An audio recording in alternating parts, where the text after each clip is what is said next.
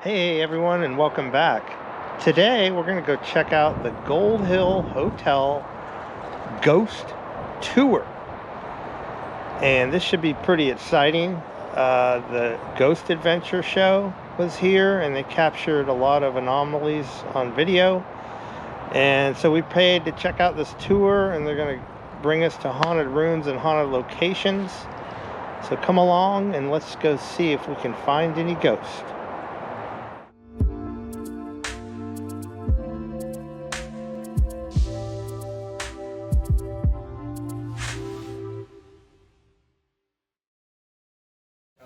Everything you guys paid for the tour tonight goes right back into the Comstock Foundation, so pat yourself on the back. You guys are part of saving our history around here, so yay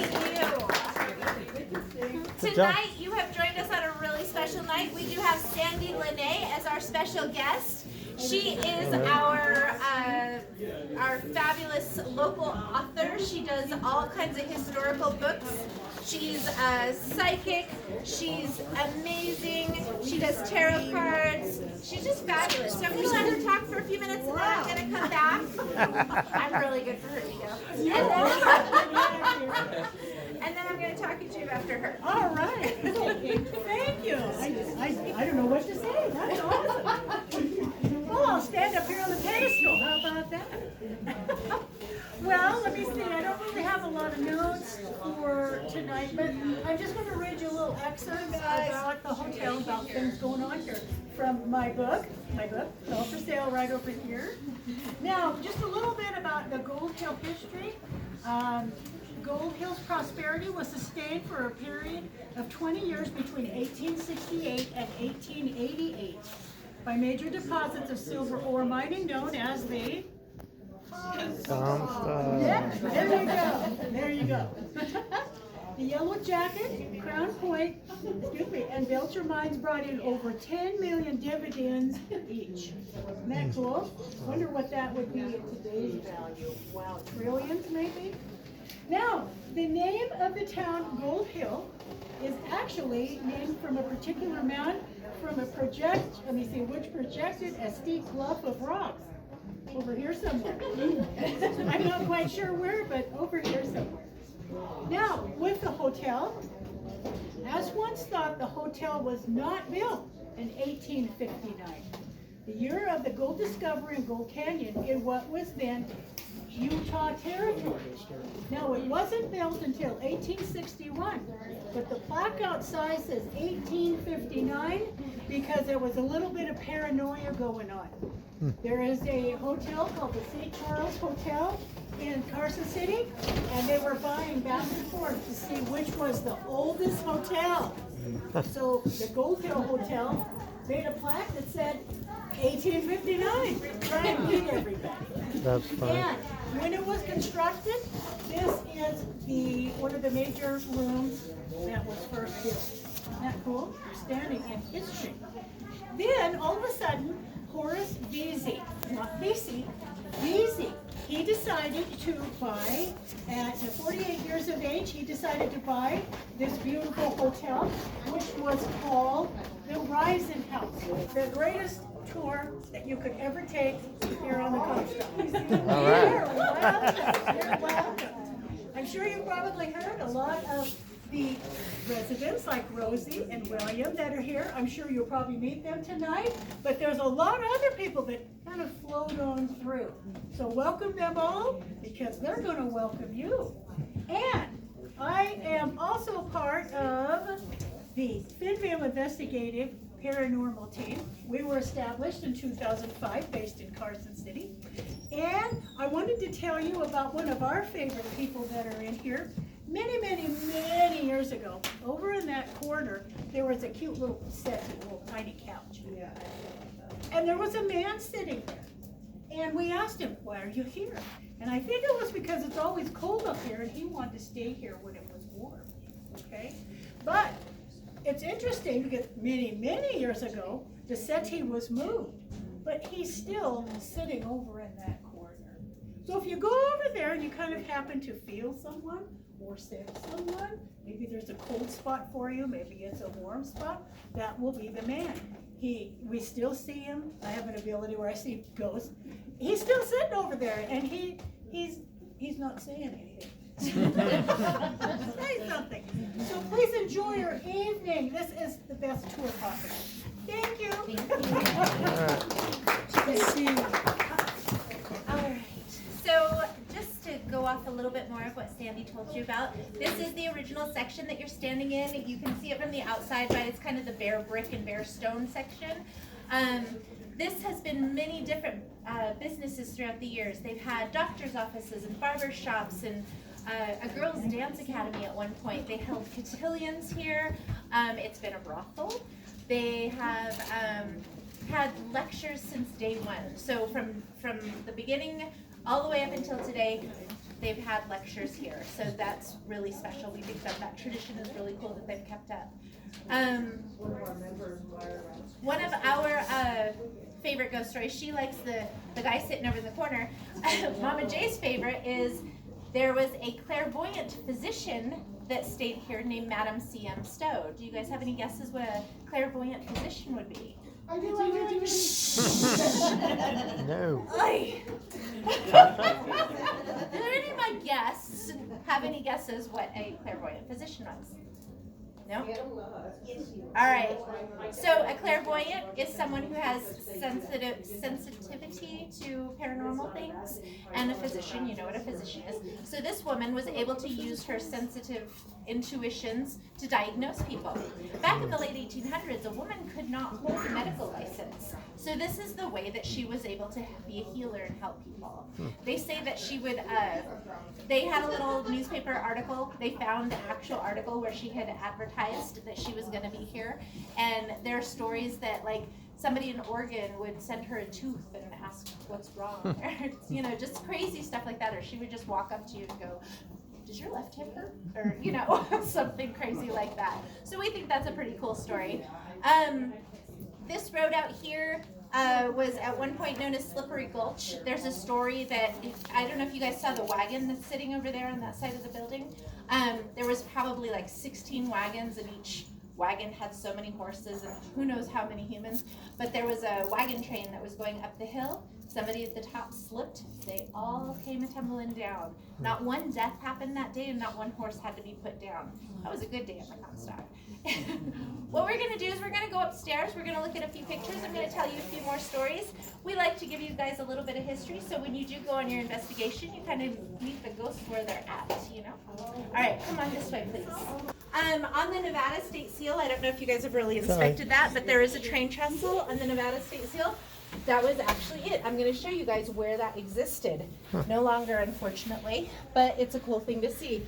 There's the Gold Hill Band from 1887. They look like a bunch of swinging guys. And then over here, as you guys come this way, I want you to really pay attention to this picture.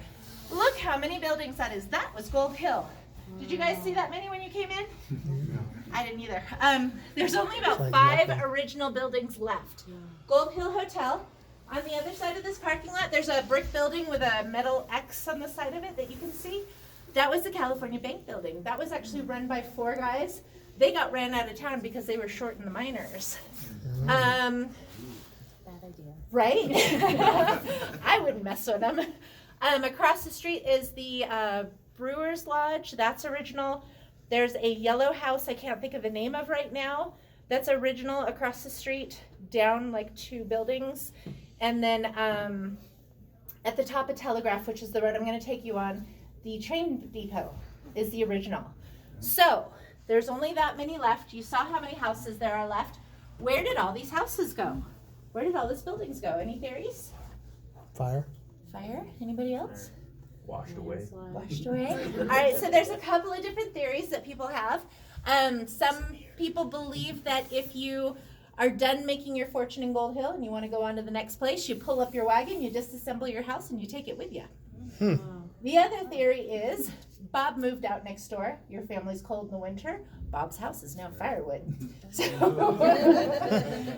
there's, at one point they said there were 4,000 buildings in these hills. Can you imagine in this little square footage city that there were 4,000 buildings? This was a fully functioning town. They had a fire department. They had fire hydrants, they had street lamps, and they had a high school, and just, it was a fully I think they said 4 churches, like fully functioning town. It was crazy. All the different nationalities were here. They had Italian, Chinese, Moroccan, Australian, just all over the world. So can you imagine the different cultures and all the livestock? And then, not to mention the train that came right close to the hotel. So the train's getting right up close. 3 miles down the road, there's a stamp mill. So that banging, that constant banging, 364 days a year. This town was noisy as all get out. One day they took off. What was it? Christmas. Can you guys imagine how eerie Christmas must have been? After, you know, you're noise deaf at that point. You don't notice it, and then all of a sudden it's dead. It's weird. I can't even imagine. We're going to go out this back door. If the last person will make sure that the door closes behind us. There are lots of uneven places we'll step, so please be careful. Now, if you look kind of sort of behind the tree, and up the hill, I don't know, oh, there's, somebody got it. Do you see that head frame up there? Yeah. That is the Yellow Jacket mine. Now, it's named the Yellow Jacket because of bees. We weren't sure, you know, the whole story until the beekeeper came up to handle some bees that were up here. He came in all excited. Oh my gosh, you guys have Italian bees. We figured out that the Italian bees followed the sweet wine with the Italians that came over to work in the mines. So they still reside here, so we think that's pretty cool. So that's named the Yellow Jacket. We're gonna walk down to this tin building over here. And as you go past this red truck, if you look over, you'll see that there's still an original wall in there. We have a theory that that might have been like a shared wall between the church and the miners' union hall that used to sit right where that little wood shed is now. So you'll see just past that gray car, there's a wall. So I'll take you over here. And this is the miner's cabin. This one's definitely haunted, this cabin. The ghost adventures. Oh, yeah? All right. I think my team is braver than them because they ran out of here and won't come back. So we're way cooler. The bones of this building are all original. The outside has been redone multiple times. I think this was here since about 1910. You guys will get a chance to investigate this room tonight. Good luck. It was the first room I've ever been touched in. Huh?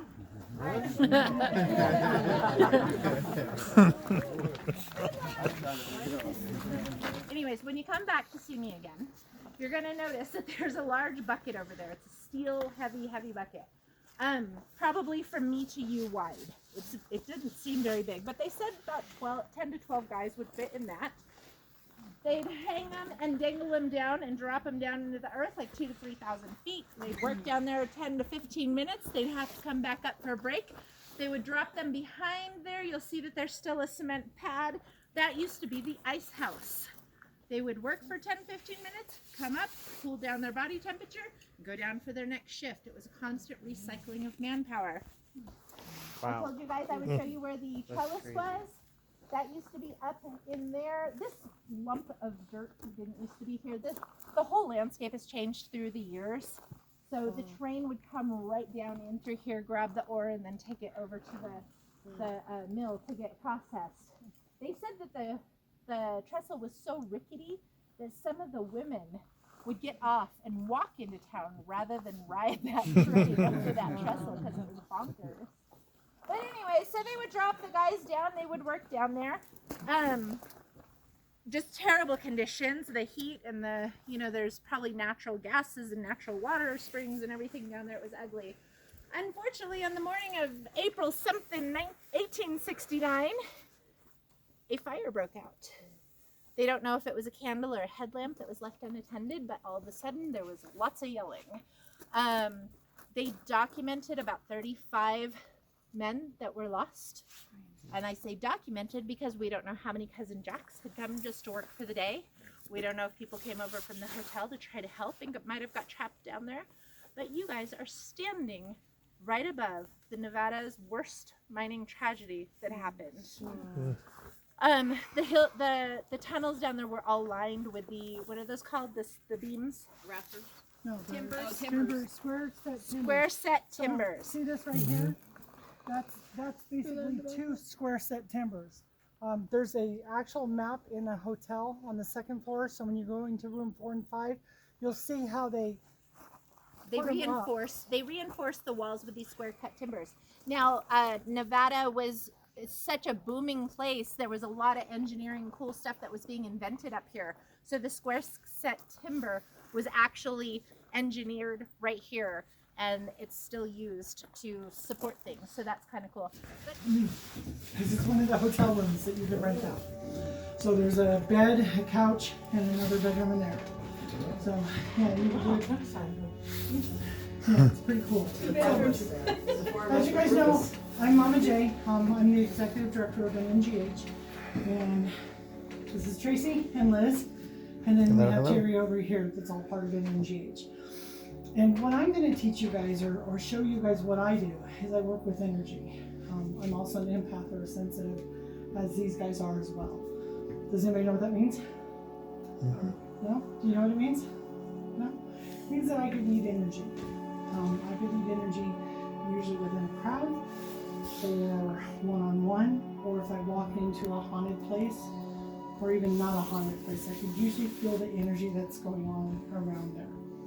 So that's how I try to investigate, is go in there, feel the energy, or wherever I'm going, and kind of adapt to that, okay? Ask me how. I'm so glad you asked. For the longest time, I didn't even know I was an empath. I had no idea. I just knew I liked ghost hunting. I knew that I wanted to go into old creepy places. I wanted to do this. So I bought some gadgets. I'm not a big gadget person. I'm not the people on TV that's got the cameras and all that other stuff. I really could care less. I go in for the personal experiences. That's what I go in for. So that's what I'm going to try to teach you guys how to do. But about 12 years ago, I purchased this. After I tell you I don't like all the gadgets, right? Got something going on here. This is called a REM pod. As you can see, it says REM pod on it. It came with absolutely no directions. I just knew it lit up and it made noise. So I would place it in a room, I would leave, sometimes it would work, sometimes it wouldn't. I wouldn't know. So 10 years ago when I found, my friend told me, hey Jay, you're an empath. I'm like, yeah, right. All right, what does that mean? And they're like, do you ever watch commercials or you're around people and all of a sudden you pick up their emotions, whether they're happy, sad, or mad? I'm like, yeah, that's what an empath is. You can feel other people's emotions. So I started playing with this going, this could pick up energy. So I started doing this. And I realized that's my energy force right there, lighting this up. Okay? That means I can be that close to Tracy or any one of you. And you're going to feel my energy and I'm going to feel yours without touching you. Okay? Tonight we're going to learn your energy field. Okay? So I'm going to start with you, Mr. Burgess. Come on up here. Alrighty. You guys have your phones on airplane mode? Yeah, you need to put your phones on airplane mode if you don't mind. So I want you to do the same thing. I want you to come in here, and I'm going to try to read your energy while you're doing that. Okay, what I read right away.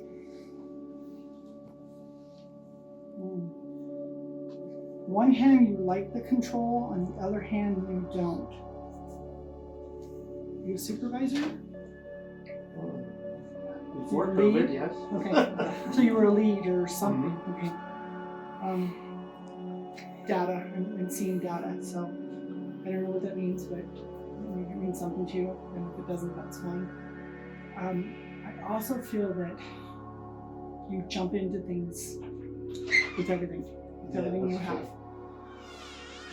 And you're normally spot on when you jump into these things. You're normally like, this is what I want to go for. Yeah. Okay. Are you scientific based? No. Okay. Yeah, I wasn't getting scientific. I was getting data. What do you do for a living? Or what did you do before COVID? I was a retail manager. Okay. Ran a store. Okay, so it was data. Okay. I also have a female energy on your right side. That means that it's not family. It's not close to the heart. It's someone that meant someone to you. but it's an old energy. So I'm gonna just leave that with you. If you figure it out, great. If not, no big deal. But that's your energy field. Where you just saw, that means that that's your energy field force. Okay? All right, my friend, come on up. Okay, same thing. Nope, let's do a little bit slower this time. Are you a student? Yeah. You're a pretty good student. Yeah, kind of. Yeah. What I'm getting is lots of love from the heart, but you also let people take advantage of you. You're sensitive. I see your heart this big. Just beware of that, okay? Because people will take advantage of you, especially because of your gorgeous red hair, okay? I'll just leave that with you, okay?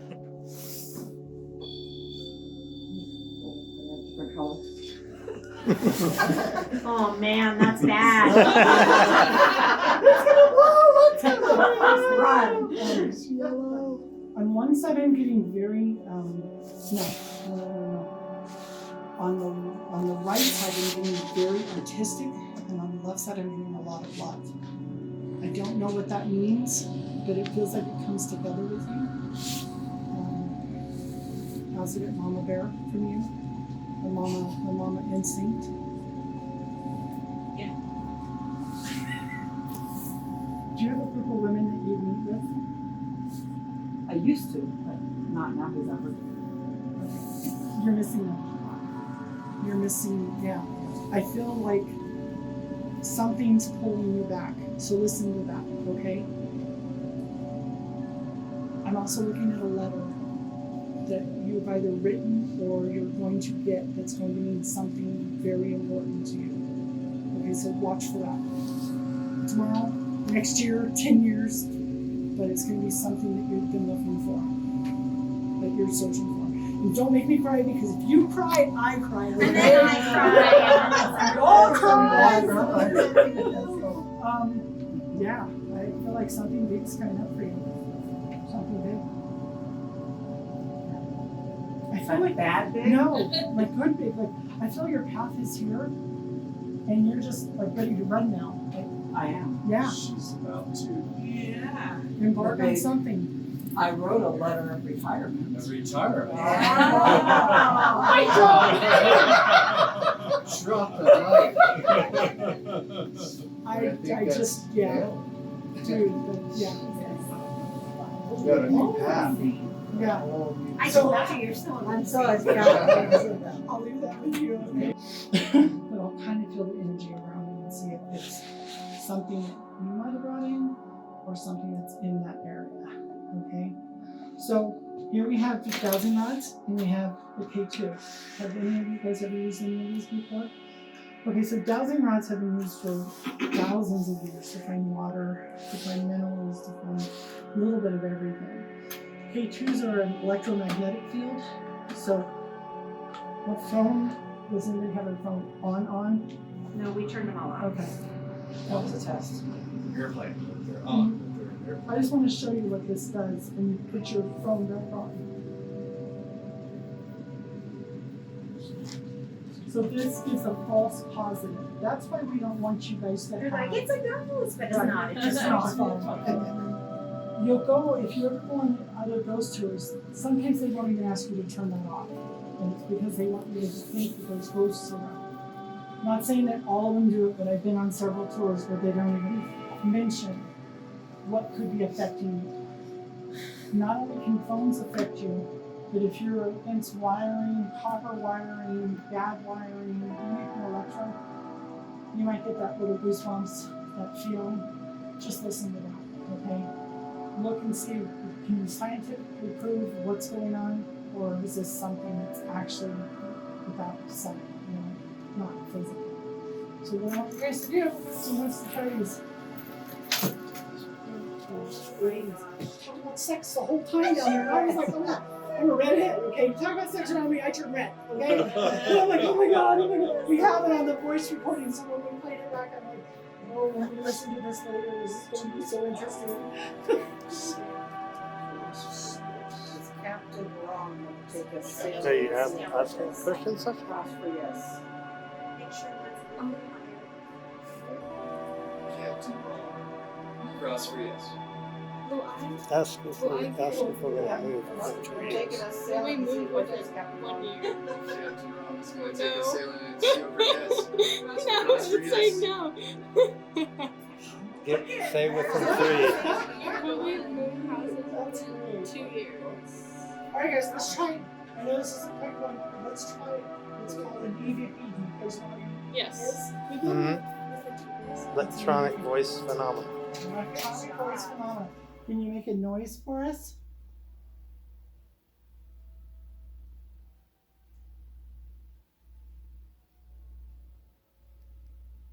Can you answer this?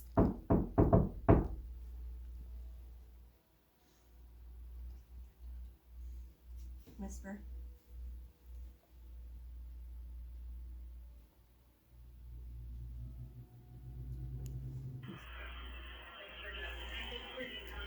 So what was interesting about this one was we heard this audibly with our ears.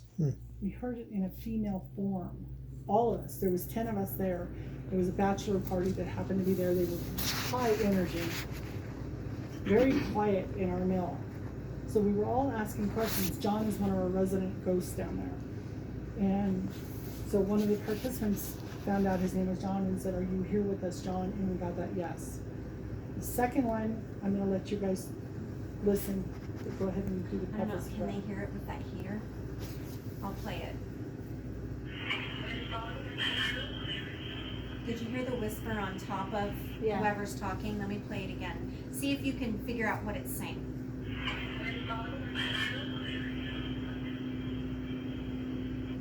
What do you guys think it says? Why don't you come over here? Enough. Yeah, with that heater, it's kind of hard.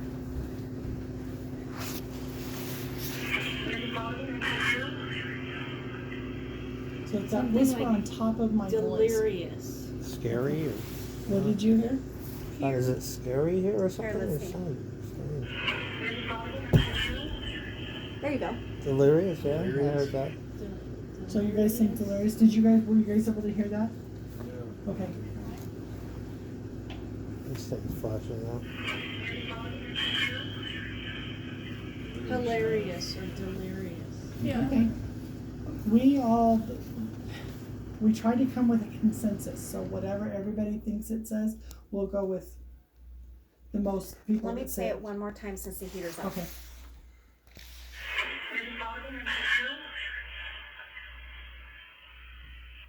Hilarious. That's what I heard. I'm delirious. Did you? Okay. What we heard that night is I died of malaria. Oh, wow. So listened again. Yeah, now you can really hear. However, by us telling you that, Yeah. that morphed it into your head. Yeah. So when you go into the next rooms, if someone says there's a ghost in that corner, you're all going to turn around, you're going to look, and you're going to say, "Oh, yeah, I see a shadow," because it's in your head. Sure. Okay. Are we gonna be retired in 4 months? Yes. Are we both gonna be retired? No. There's the answer. So any questions on anybody that you guys, any other questions? Yeah. Am I gonna get a new job that I applied for? It's a pretty big yes. Okay, stop.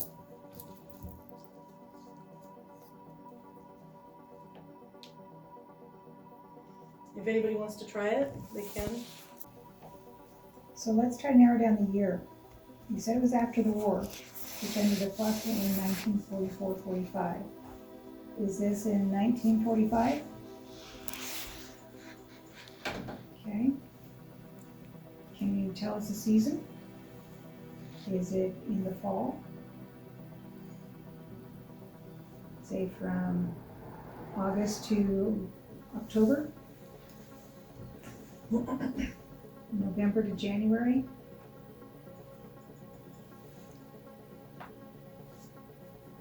I'm seeing snow around you. Was it snowy on the roads?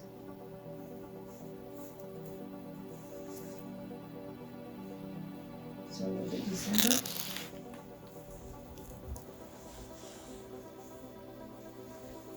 Or is it near Christmas? Between Christmas and New Year's?